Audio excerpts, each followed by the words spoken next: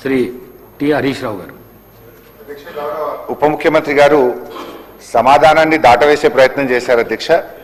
మేము సూటిగా అడిగింది ఎన్ని డిఏలు పెండింగ్లో ఉన్నాయి అని అడిగాము. ఈ దేశంలో ఏ రాష్ట్రంలో లేని విధంగా ప్రభుత్వ ఉద్యోగులకు ఈ ప్రభుత్వం 5 డిఏలు పెండింగ్లో పెట్టింది. ఆ 5 డిఏలు ఎప్పట్లోగా చెల్లిస్తారో మంత్రి గారు సూటిగా సమాధానం చెప్పాలి. ఒకటి అధ్యక్ష. రెండవది అధ్యక్ష, పిఆర్సీ అధ్యక్ష 31/3/2026 వరకు పిఆర్సీ కమిటీకి ఎక్స్టెన్షన్ ఇచ్చామన్నారు. 31 అంటే ఇంకొక 7 రోజులు 8 రోజులు ఉంది అధ్యక్ష. మళ్ళీ ఎక్స్టెన్షన్ ఇస్తారా? కనీసం ఇప్పుడైనా రిపోర్ట్ తీసుకొని మీరు ఎలక్షన్ మేనిఫెస్టోలో చెప్పినట్టు కాంగ్రెస్ అధికారంలోకి వచ్చిన 3 నెలల్లోగా కొత్త పిఆర్సీ ఇస్తామని చెప్పారు. దాదాపు 3 ఏళ్లు కావస్తా ఉంది అధ్యక్ష. మళ్ళీ ఎక్స్టెన్షన్ ఇస్తారా? దయచేసి ఇప్పుడైనా ఆ కొత్త పిఆర్సీని మళ్ళీ ఎక్స్టెన్షన్ ఇవ్వకుండా ఉద్యోగస్తులకు అందించాలి. అది ఎప్పట్లోకి ఇస్తారో మంత్రి గారు స్పష్టంగా చెప్పాలని అడుగుతున్నాం. నంబర్ 2 అధ్యక్ష. నంబర్ 3 అధ్యక్ష, రిటైర్డ్ ఉద్యోగుల వెతలు అంతా ఇంత కాదు అధ్యక్ష. 30-35 ఏళ్లు ప్రభుత్వం కోసం పనిచేసిన రిటైర్డ్ ఉద్యోగులు జీవిత చివరాంకంలో వైద్యం అందక, పిల్లల పెళ్లిళ్లు చేయలేక చాలా ఇబ్బంది పడతా ఉన్నారు అధ్యక్ష. దయచేసి ఆ రిటైర్డ్ ఉద్యోగులు ఎంతమంది రిటైర్ అయ్యారు, వాళ్ళకి చెల్లించాల్సింది ఎంత, ఇప్పటి వరకు ప్రభుత్వం ఎంత చెల్లించింది, ఎప్పట్లోగా వారికి రావాల్సిన బకాయిలు పూర్తిగా చెల్లిస్తారో మరి దయచేసి మంత్రి గారు సూటిగా సమాధానం చెప్పాలి. వాళ్ళందరూ సెక్రటరియట్ చుట్టూ, మంత్రులు శాసనసభ్యుల చుట్టూ పాపం రోజు తిరుగుతా ఉన్నారు అధ్యక్ష. రిటైర్ అయిన తర్వాత ప్రశాంతంగా జీవితాన్ని గడపాల్సినటువంటి రిటైర్డ్ ఉద్యోగులు ఇలా రోడ్ల మీద కూర్చొని ధర్నాలు చేయాల్సినటువంటి పరిస్థితి ఏర్పడతా ఉంది అధ్యక్ష. సో దయచేసి నేను ప్రభుత్వాన్ని కోరేది ఒకటే అధ్యక్ష, మీరు రిటైర్డ్ ఉద్యోగులకు డబ్బులు ఇవ్వడానికి నిధులు లేకనా లేక మనసు లేకనా నాకైతే అర్థమైతలేదు అధ్యక్ష. ఫ్యూచర్ సిటీకి 1,00,000 కోట్లు ఉన్నాయంటారు, మూసీకి 1,00,000 కోట్లు ఉన్నాయంటారు, అందాల పోటీలకు డబ్బులు ఉన్నాయంటారు, ఫుట్బాల్ షోకులకు డబ్బులు ఉన్నాయంటారు. వాటన్నిటికీ డబ్బులు 3వ క్యాంప్ ఆఫీస్ మీరు కట్టుకుంటారు, ముఖ్యమంత్రి గారు 100 కోట్లతో క్యాంప్ ఆఫీస్ కట్టారు. సరే మీరు కట్టుకోండి, మాకు అభ్యంతరం లేదు. కానీ ఎందుకు ఈ ఉద్యోగుల పిఆర్సీ డిఏలు పెండింగ్ లో పెడతా ఉన్నారు? ఎందుకు రిటైర్డ్ ఉద్యోగుల ఉసురు పోసుకుంటున్నారు? ఎప్పట్లోగా రిటైర్డ్ ఉద్యోగుల బకాయిలు పూర్తిగా చెల్లిస్తారు? ఇప్పటి వరకు ఎంత చెల్లించారు, ఎప్పట్లోగా పూర్తి చేస్తారో మంత్రి గారు సూటిగా సమాధానం చెప్పాలి. అదేవిధంగా ఈ 5 డిఏలు ఎప్పట్లోగా ఇస్తారు? పిఆర్సీ మళ్ళీ ఎక్స్టెన్షన్ ఇస్తారా? దయచేసి ఇప్పుడైనా రిపోర్ట్ తీసుకొని ఉద్యోగస్తులకు పిఆర్సీ ఇస్తారా? ఆనాడు కేసీఆర్ గారు ఐఆర్ ఇచ్చారు, మరి మీరు ఏమన్నా ఆ ఐఆర్ను పెంచైనా సరే ఉద్యోగస్తులకు ఏమైనా మరి వారికి రిలీఫ్ ఇస్తారని చెప్పి మీ ద్వారా ముఖ్యమంత్రి ఉప ముఖ్యమంత్రి గారిని కోరుతా ఉన్నది. శ్రీ కేపీ వివేకానంద గారు. ధన్యవాదాలు అధ్యక్ష. అధ్యక్ష, రిటైర్డ్ ఎంప్లాయీస్ సంబంధించినటువంటి మరి ప్రతి ఒక్కరు కూడా మరి దాదాపు అందరు శాసనసభ్యులను కలిసి తమ యొక్క మనోవేదనని లిఖితపూర్వకం ఇచ్చిన సందర్భం గుర్తు చేసుకుంటున్నాను అధ్యక్ష. ఇప్పటికే టెంట్లు వేసుకుని ధర్నాలు చేస్తా ఉన్నారు రిటైర్డ్ ఎంప్లాయీస్ అంతా కూడా. ఇంతకుముందు పెద్దలు చెప్పినట్టుగా మరి 30-40 సంవత్సరాలు తమ జీవితానంతా కూడా దారపోసి రాష్ట్ర అభివృద్ధిలో ప్రగతిలో భాగస్వాములై ముందుకు తీసుకువచ్చి రిటైర్డ్ అయిన తర్వాత ఇలాంటి మనోవేదన గురవుతూ వారికి ఒక అభద్రతా భావం ఏర్పడదు అధ్యక్ష. ఒక చిన్న చూపు చూస్తుంది ప్రభుత్వం అనే ఒక భావం వాళ్ళు ఏర్పడ్డది అధ్యక్ష. దాదాపు ఇప్పటికే అంటే 2.5 సంవత్సరాలు కావస్తుంది ప్రభుత్వం తన మేనిఫెస్టోలో చాలా స్పష్టంగా తెలియజేసింది. అధికారం రాగానే సిపిఎస్ స్కీమ్ నుంచి ఓపీఎస్ తీసుకొస్తామని చెప్పి ఉద్యోగస్తుల గురించి చెప్పింది అధ్యక్ష. దాని గురించి మరి ఇప్పటివరకు కూడా ఎక్కడ ప్రస్తావన లేదు అధ్యక్ష. దీని గురించి క్లారిటీ ఇవ్వాల్సిందిగా నేను ప్రభుత్వాన్ని మీ ద్వారా అడుగుతాను అధ్యక్ష. అదే అధ్యక్ష, రిటైర్మెంట్ ఉద్యోగస్తుల విషయం వచ్చేసరికి అధ్యక్ష, గతంలోనే ఈ యొక్క అంశం ప్రస్తావనకు వచ్చింది అధ్యక్ష. ఇదే సభలో ప్రభుత్వం నుంచి సమాధానం వచ్చింది.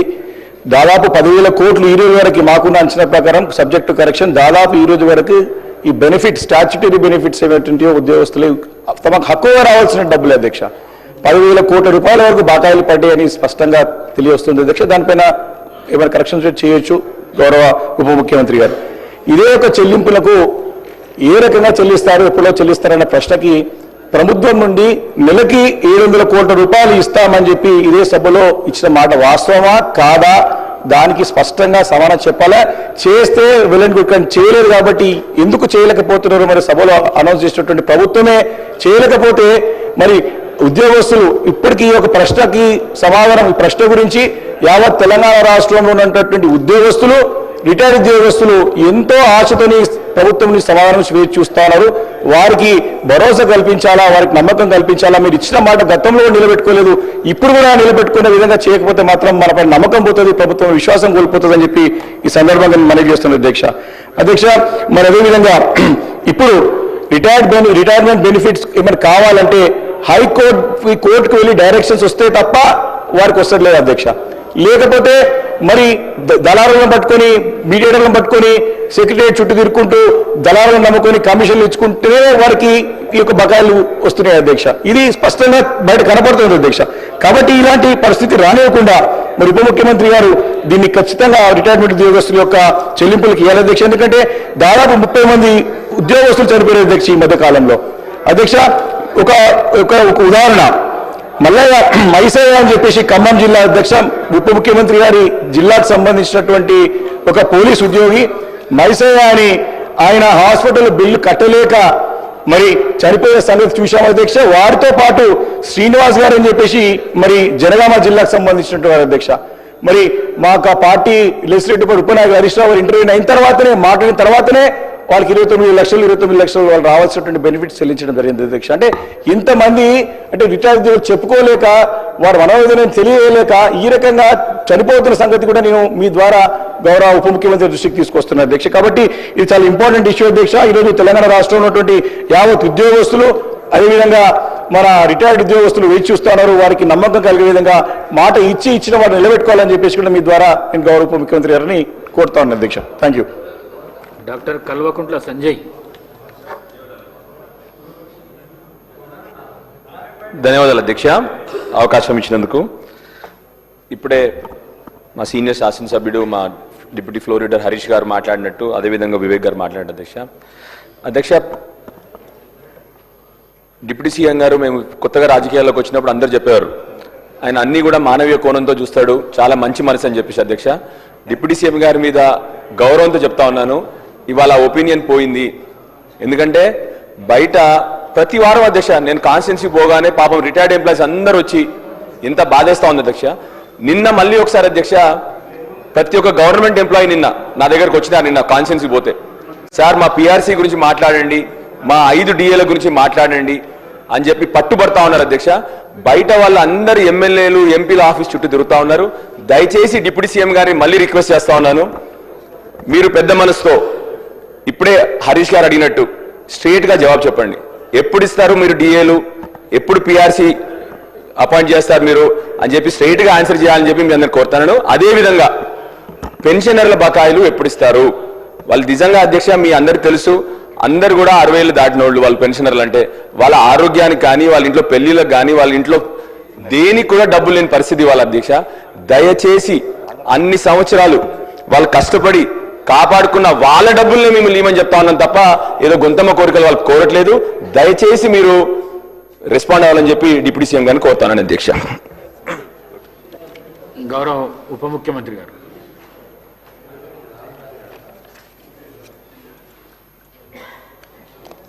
అధ్యక్ష, హరీష్ రావు గారు తర్వాత వివేకానంద్ గారు డాక్టర్ గారు అడిగిన ప్రశ్నలన్నిటికీ కూడా నేను నేరుగానే సమాధానం చెప్పాలని అనుకుంటున్నాను. కొద్ది సమయం కూడా ఇవ్వాల్సిందిగా కోరుతా ఉన్నాను. హరీష్ రావు గారు ఒక ప్రశ్న దాటేయటానికి ఉప ముఖ్యమంత్రి గారు ఫైనాన్స్ మినిస్టర్ గారు ప్రయత్నం చేశారని చెప్తా ఉన్నారు.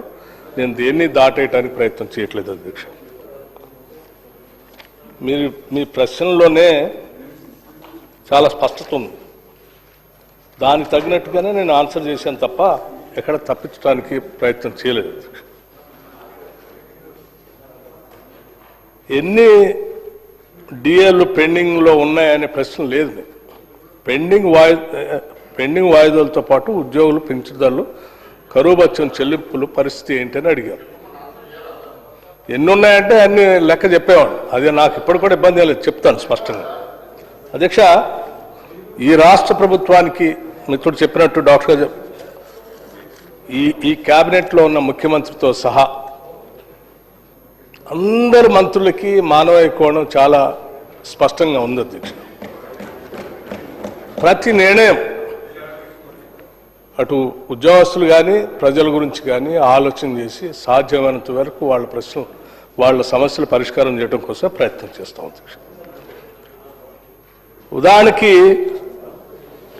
ఈ భారము ఉద్యోగస్తుల భారము ఈరోజు పెండింగ్ ఉన్నటువంటి బకాయిలు ఈ ప్రభుత్వానికి వారసత్వంగా వచ్చింది అధ్యక్ష. మీరు సక్రమంగా ఆనాడు చేసి ఉంటే అసలు ఈ సమస్యలే ఉత్పన్నమయ్యేది కాదు.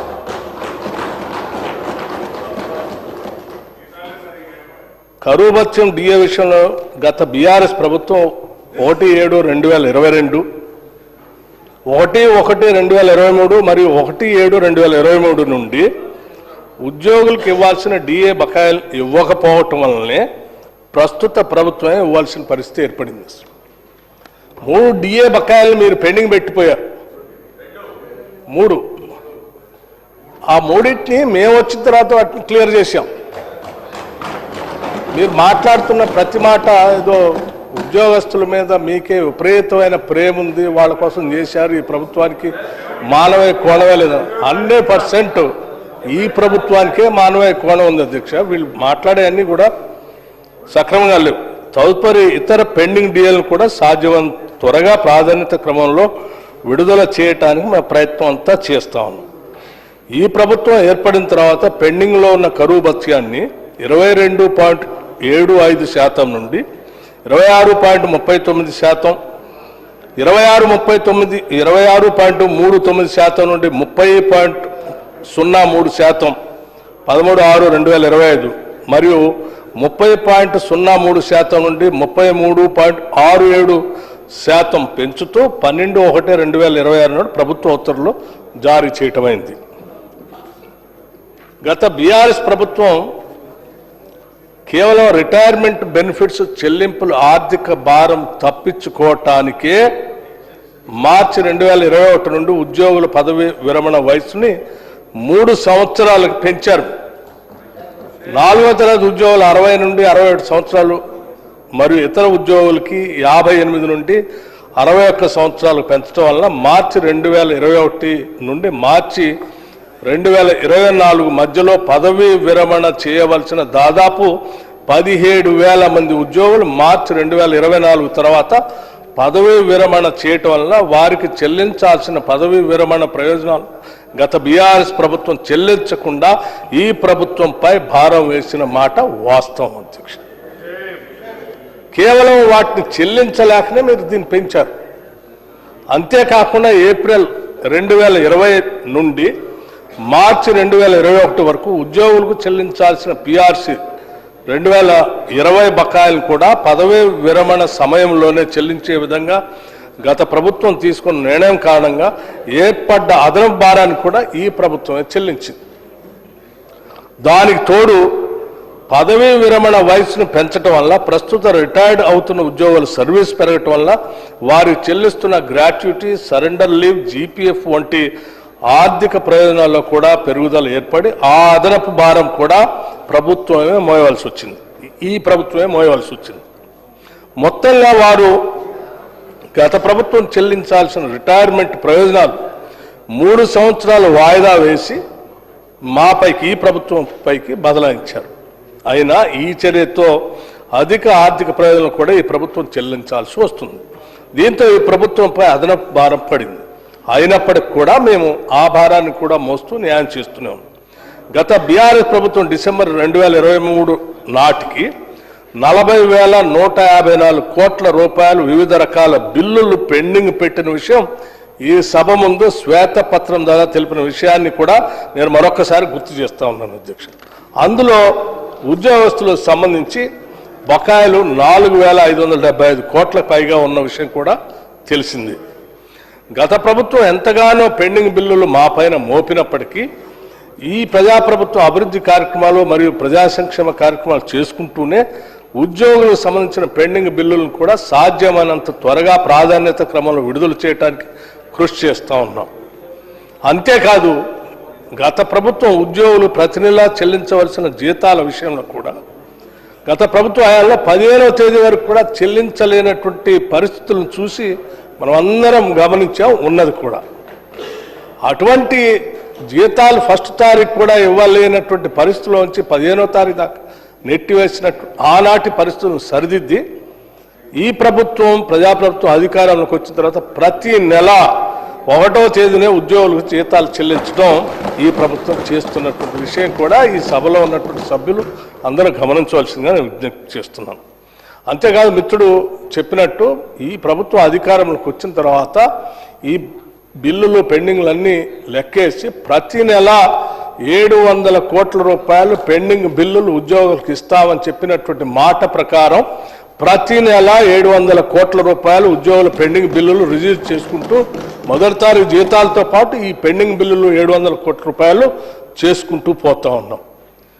ఆ 700 కోట్ల రూపాయలు కూడా మీరు పెట్టినటువంటి పెండింగ్ బకాయిలు విపరీతంగా ఉండటం వల్ల సరిపోవట్లేదు కాబట్టి ఇంకా కొద్దిగా పెంచి ఈ సంవత్సరంలో దాన్ని 700 నుంచి 1000 కోట్ల వరకు పెంచాలనేటువంటి నిర్ణయం కూడా విధానపరమైన నిర్ణయం కూడా తీసుకుందామనే ఆలోచనలను చేస్తాం కూడా. అట్లాగే అధ్యక్ష, ప్రస్తుత ఉద్యోగులు మరియు పెన్షన్లు చెల్లించాల్సిన మెడికల్ బిల్లును ఎప్పటికప్పుడు చెల్లించడం జరుగుతూ ఉంది. మెడికల్ బిల్స్ పెండింగ్ బిల్స్ అన్నిటి కూడా క్లీన్ చేసి ఒకటేసారి మొత్తం కూడా పెండింగ్ ఉన్నటువంటి వాటన్నిటిని క్లియర్ చేశాం. అట్లాగే అధ్యక్ష, ఉద్యోగస్తుల గురించి మానవీయ కోణం ఈ ప్రభుత్వానికి లేకపోతే ఈ పెండింగ్ బిల్లుల గురించి కానీ డిఏల గురించి కానీ ఇటువంటి నిర్ణయాలు తీసుకొని మేము చేసే పరిస్థితి ఉండేది కాదు. మానవీయ కోణం ఉన్నది కాబట్టే ప్రతి నెల వాళ్ళు కట్టుకోవాల్సినటువంటి ఈఎంఐలు లోన్లు తీసుకున్నటువంటి వాటన్నిటికీ 1వ తారీఖు నాడు జీతాలు రాకపోతే బ్యాంకుల్లో డిఫాల్టర్స్గా మారి అది బ్యాడ్ అకౌంట్స్గా మారి ఇంట్రెస్ట్లు విపరీతంగా పెరిగిపోయి వాళ్ళకి ఇచ్చినటువంటి లోన్లు కూడా ఆగిపోతున్నటువంటి దృష్టిని అర్థం చేసుకొని ప్రతి నెల టెన్షన్గా 1వ తారీఖు నాడు వాళ్ళకి జీతాలు వచ్చేటట్టుగా చేస్తా ఉన్నాం. అట్లాగే దాంతోపాటు ఈ ప్రభుత్వానికి మానవీయ కోణం ఉన్నది కాబట్టి ఈరోజు ఉద్యోగస్తులందరి కోసం ఉపయోగపడేటట్టుగా క్యాష్లెస్ హెల్త్ స్కీమ్ని తీసుకొని వచ్చి cashless health scheme for employees ఈ రాష్ట్రంలో పనిచేస్తున్న ఉద్యోగస్తులు అందరూ ఆ కుటుంబాలపై ఆధారపడి ఉన్నటువంటి కుటుంబ సభ్యులందరికీ ఉపయోగపడేటట్టుగా కొన్ని దశాబ్దాలుగా వీళ్ళు దీనికోసం కోరుతా ఉన్నారు అధ్యక్ష. 10 సంవత్సరాలు మీ ప్రభుత్వ హయాంలో కూడా ఉద్యోగస్తులు క్యాష్లెస్ ఈ హెల్త్ కార్డు కావాలని అడిగి అలసిపోయి ఉన్నారు. కానీ మేము ఈరోజు ఒక విధానపరమైన నిర్ణయం తీసుకొని ఉద్యోగస్తుల కోసం దాన్ని ప్రకటించి అమలు చేయబోతా ఉన్నాం. అట్లాగే ప్రమాదవశాత్తు ఉద్యోగస్తులకు ఏదైనా జరిగితే దురదృష్టవశాత్తు వాళ్ళకి ఇన్సూరెన్స్ స్కీమ్ కూడా తీసుకొని వచ్చి 1,20,00,000 రూపాయలు వాళ్ళకి అందుబాటులోకి వచ్చేటట్టుగా ఆ స్కీమ్ని కూడా తీసుకొని వచ్చాం. ఇది ఈ ప్రభుత్వానికి ఉన్న మానవీయ కోణం అధ్యక్ష. దీని ద్వారా ఈ రాష్ట్రంలో ఉద్యోగం చేస్తున్నటువంటి ఎవరికి కూడా దురదృష్టవశాత్తు జరగరాన్ని ఏమైనా జరిగితే ఆ కుటుంబం ఇబ్బంది పడకూడదనేటువంటి తీసుకొచ్చిన ఈ స్కీము ఈరోజు మేము తీసుకొచ్చాం. ఇప్పటికే ప్రభుత్వ ఉద్యోగులు తీసుకొచ్చే ముందు ఎనర్జీ డిపార్ట్మెంట్లో తీసుకొని వచ్చాం అధ్యక్ష. ఈరోజు ఎనర్జీ డిపార్ట్మెంట్లో ఎస్పీడీసీఎల్లో ఒక లైన్మెన్ అనుకుంటా బహుశా ఆ ప్రమాదవశాత్తు మరణిస్తే ఈరోజు ఆ తీసుకొచ్చినటువంటి ఇన్సూరెన్స్ సంబంధించిన ₹1 కోటి చెక్ని ఈ రోజే మన ఆ చెక్ను కూడా ఉద్యోగస్తులకి అందించే కార్యక్రమం కూడా మీరు పర్మిషన్ ఇస్తే బ్రేక్ టైంలో ఇచ్చే ఏర్పాట్లు కూడా చేశాం. ఇది ప్రభుత్వానికి ఉద్యోగస్తుల పైన ఉన్నటువంటి మానవీయ కోణం అధ్యక్ష. మేము ఇప్పటివరకు ఎన్ని క్లియర్ చేశారు అంటే దాదాపు ఈ ప్రభుత్వం వచ్చిన తర్వాత 6,146 కోట్ల రూపాయలు పెండింగ్ బిల్స్ని ఉద్యోగస్తులు క్లియర్ చేసుకుంటూ వచ్చాం.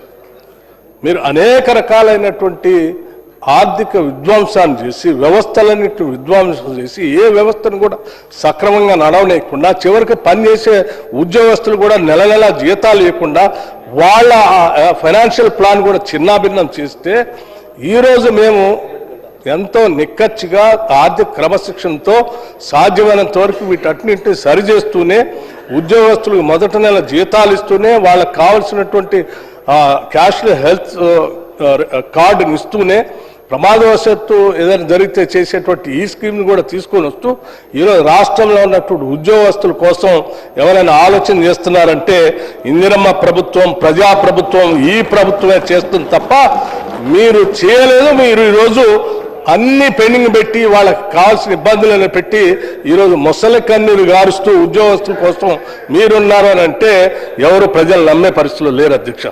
మేము ఈ డిఏలకు సంబంధించి కానీ లేకపోతే మిగతా అంశాల గురించి సంబంధించి కానీ సాధ్యమైనంత వరకు ఇప్పటివరకు ప్రస్తుతం 4 డిఏలు పెండింగ్లో ఉన్నాయి అధ్యక్ష.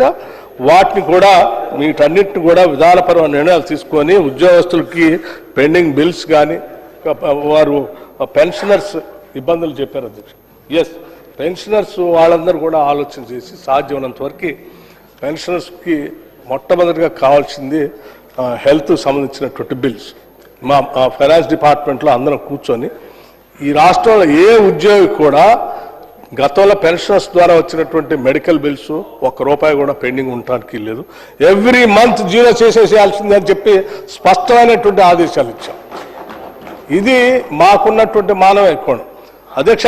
ఈ ప్రభుత్వ చిత్తశుద్ధిని ఉద్యోగస్తుల పట్ల కానీ లేకపోతే ఈ రాష్ట్ర ప్రజల పట్ల కానీ ఈ ప్రభుత్వానికి ఉన్నటువంటి చిత్తశుద్ధి, సంక్షేమం, మానవ కోణం గురించి ఎవరు పరిశీలించలేనంత స్థాయిలో ఈ ప్రభుత్వం విధానపరమైన నిర్ణయాలు తీసుకొని ముందుకు పోతా ఉంది అధ్యక్ష. దీన్ని దయచేసి సభ్యులంతా గమనించవలసిందిగా కోరుతూ, ఇంకా ఏదైనా ఉద్యోగస్తులకు ఎవరికైనా అత్యవసరమైన అవసరాలు ఏర్పడి ఎవరికైనా ఇబ్బంది ఉంటే తప్పనిసరిగా మీ దృష్టికి వస్తే కూడా ఈ ప్రభుత్వ దృష్టికి తీసుకుని వస్తే వాటిని వెంటనే పరిష్కరించి వాళ్ళకి న్యాయం చేయడానికి ఈ ప్రభుత్వం సిద్ధంగా ఉందని గౌరవ సభ్యులందరికీ, మీకే కాదు సభలో ఉన్నటువంటి గౌరవ సభ్యులందరి దృష్టికి కూడా తీసుకొని వస్తున్నాం. We are there for the welfare of the employees. Thank you అధ్యక్ష.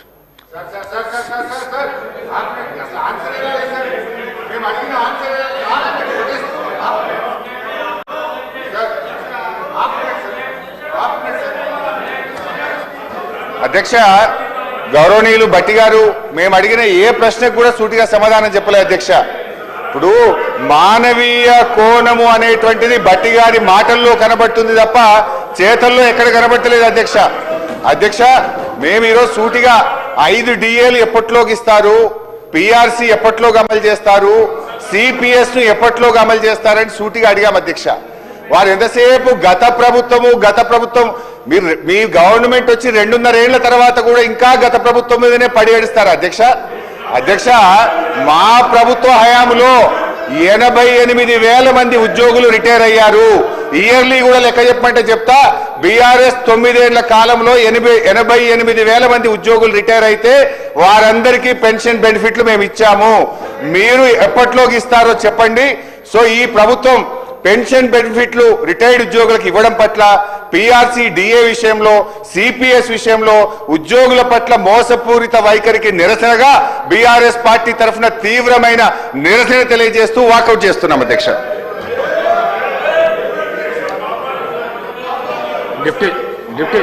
డిప్యూటీ సీఎం గారు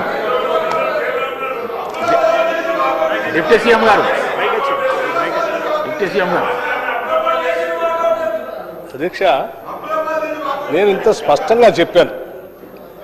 ఈ ప్రభుత్వం ఉద్యోగస్తుల కోసం ఎంత కఠినంగా వాళ్ళకి రావాల్సిన ఏమి ఇవ్వకుండా పెండింగ్ పెట్టి నిర్దాక్షిణ్యంగా వాళ్ళకి వచ్చే జీతాలు కూడా ఇవ్వలేదు అధ్యక్ష. ఫస్ట్ సరే, వచ్చే ఇప్పుడు చెప్పినటువంటి ఆ రిటైర్మెంట్ బెనిఫిట్స్ కూడా పెండింగ్ పెట్టిపోయారు. ఈరోజు సభలో కూర్చొని వాళ్ళు ఇటువంటి ఉపన్యాసం చెప్తా ఉంటే నిజంగా నవ్వాలో ఏడవాలో అర్థం కావట్లేదు.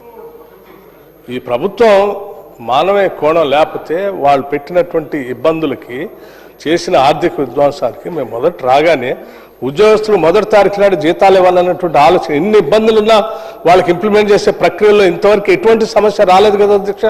ఫస్ట్ తారీఖు నాడు టంచన్గా వారి అకౌంట్లో డబ్బులు పడుతున్నాయి కదా అధ్యక్ష. హెల్త్ కార్డు గురించి ఇన్ని సంవత్సరాలు అడిగితే మీరు ఎందుకు చేయలేదు? నిజంగా మీకు మానవ కోణం ఉండి ఉద్యోగస్తుల గురించి ఏమాత్రం ఆలోచన చేయాలన్నా క్యాష్లో హెల్త్ కార్డు గురించి ఎందుకు ఆలోచన చేయలేదు? ఎందుకు చేయలేదు? మీరు ఏ ఒక్కరోజైనా ఆలోచన చేశారా? చేయలేదు కదా. అట్లాగే ఈ పెండింగ్ వాటికి సంబంధించి వాళ్ళు అడుగుతూ ఉన్నారు ఎప్పట్లోగా చేస్తారు. నేను చాలా స్పష్టంగా చెప్పాను. అధ్యక్ష, వేతన సవరణ సంఘం నివేదికను సమర్పించిన తర్వాత కొత్త వేతన స్కేల్ అమలు కోసం ప్రభుత్వం ఆ వేతన సవరణ సంఘం సంబంధించినటువంటి కమిషన్ ఇవ్వాల్సిన రిపోర్ట్ ఇంకా ఇవ్వలేదు, ఇచ్చిన తర్వాత చెప్తామనంటే మీరు చేయట్లేదు వెళ్ళిపోతున్నామనంటే ఇది ఎట్లా ఉందంటే తొండికి ఏదో ఒకటి ఈ ప్రభుత్వం మీద ఏదో ఒక అబండాలు వేసి వెళ్ళిపోవాలనేటువంటి ఆలోచన తప్ప ప్రజల కోసం కానీ ఉద్యోగస్తుల గురించి కానీ రాష్ట్రం గురించి కానీ ఆలోచన చేద్దాం. ఈ సంక్షేమ మార్గంలో ఈ రాష్ట్ర ప్రభుత్వం తీసుకొస్తున్న అనేక కార్యక్రమాలకి మనం ప్రజల పక్షాన మనం కూడా దీనికి మద్దతు ఇద్దాం. లేకపోతే ఈ ప్రభుత్వం అనేక రకాలైన సవాళ్లు ఎదుర్కొంటుంది, ఆ సవాళ్లు ఎదుర్కొని కూడా నిలబడి నిటారుగా రాష్ట్ర ప్రభుత్వం అభివృద్ధి కోసం ముందుకు పోతా ఉంది. ఆ ముందుకు పోయే క్రమంలో మనం రాష్ట్ర అభివృద్ధికి అడ్డంకి కాకూడదు. రాజకీయ విభేదాలు అనేక ఉన్నప్పుడు కూడా రాష్ట్ర అభివృద్ధి గురించి మాత్రం మనం అడ్డంకి అయ్యి రాష్ట్ర అభివృద్ధిని ఆపితే ప్రజలకు నష్టం జరుగుతున్నట్టు కనీస సోయి కూడా లేకుండా ఈ రకంగా మాట్లాడిపోవటం అనేది చాలా బాధాకరం అధ్యక్ష.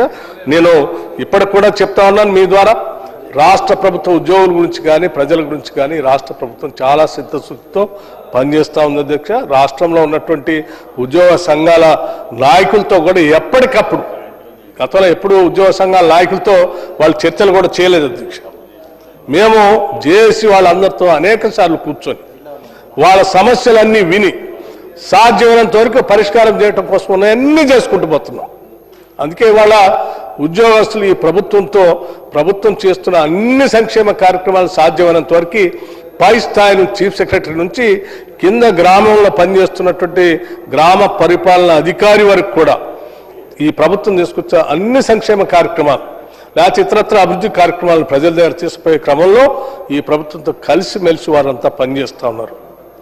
మీలాగా ఆనాటి మీ ప్రభుత్వం మీద అనేక సార్లు వాళ్ళు సమ్మెలు చేసేటువంటి ప్రయత్నం చేశారు, లేకపోతే రకరకాలు భయపెట్టి వాళ్ళందరినీ కట్టడి చేసి స్వేచ్ఛ స్వాతంత్రం లేకుండా బంధించుంచారు. ఈరోజు వారికి కూడా మేము స్వేచ్ఛ ఇచ్చాం. ఈ ప్రభుత్వం కేవలం ఆర్థిక సంస్కరణలే కాదు అధ్యక్ష, ఒక సామాజిక లేకపోతే ఒక ప్రజాస్వామ్య సంస్కరణ కూడా తీసుకొచ్చింది, ఫ్రీడమ్ ఆఫ్ ఎక్స్ప్రెషన్ కూడా తీసుకుని వచ్చింది. ఏ సంఘమైనా నిర్భయంగా ఈరోజు ముఖ్యమంత్రి గారిని కలవచ్చు, మంత్రులను కలవచ్చు, నన్ను కలవచ్చు, ఏది కావాలన్నా మాట్లాడుకుని ఒక డైలాగ్ ద్వారా కూర్చొని సమస్యల పరిష్కారం చేసుకునే దశలో ముందుకు వెళ్తున్నాం అధ్యక్ష. నమస్కారం. Serial number 5, question number 1810, minister for labour and employment. అధ్యక్ష నమస్కారం. First question answer Srinivas Reddy గారు ఉన్నారు కదా. ఎస్ సార్, చాలామంది గిగ్ వర్కర్స్ లక్షలాది మంది తెలంగాణలో పనిచేస్తున్నారు. ఫస్ట్ క్వశ్చన్కి ఆన్సర్. సెకండ్ క్వశ్చన్కి ఆన్సర్, గిగ్ వర్కర్స్ జనరలీ వాళ్ళందరూ కూడా డిజిటల్ ప్లాట్ఫామ్ అగ్రిగేటర్స్ ద్వారా వాళ్ళందరూ కూడా పనిచేస్తున్నారు. వీళ్ళందరినీ కూడా ఇండిపెండెంట్ సర్వీస్ ప్రొవైడర్స్గా వాళ్ళు పనిచేస్తున్నారు. వీళ్ళు ఎంప్లాయ్మెంట్లో లేరు గిగ్ ప్లాట్ఫామ్ వర్కర్స్. అందు గురించి వారికి provisions of minimum wages under the minimum wages act 1948, code on wages 2019 వీళ్ళకు డైరెక్ట్లీ అప్లికబుల్ కాదు అధ్యక్ష. Question number 3, government of Telangana already ఒక క్యాబినెట్ రెజల్యూషన్ నవంబర్లో పాస్ చేసినారు. గిగ్ వర్కర్స్కి సోషల్ సెక్యూరిటీ, వారికి బెనిఫిట్స్, వెల్ఫేర్ బెనిఫిట్స్ ఎట్లా ఇవ్వాలని చెప్పి నవంబర్లో ఒక క్యాబినెట్ రెజల్యూషన్ ఆల్రెడీ పాస్ అయింది. ఈరోజు కూడా గవర్నమెంట్ బిల్ ప్రవేశపెట్టడానికి క్యాబినెట్ రెజల్యూషన్ కూడా గిగ్ వర్కర్స్కి సంక్షేమానికి సోషల్ సెక్యూరిటీ బెనిఫిట్స్కి ఈరోజు చర్చించి క్యాబినెట్లో పాస్ చేయబోతున్నాం. Thank you. రెడ్డి గారు.